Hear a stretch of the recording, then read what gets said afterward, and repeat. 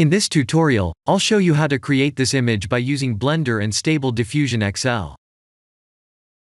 I'll use a basic primitive mesh to create a simple prototype scene for the Stable Diffusion.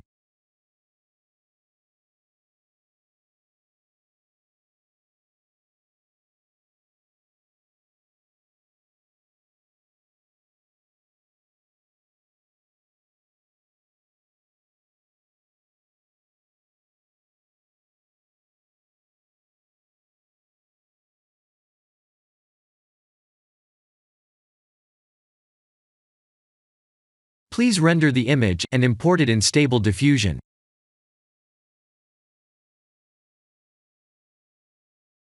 I'll share the full prompts in the description below. Please set the preprocessor to none, and select the correct depth model.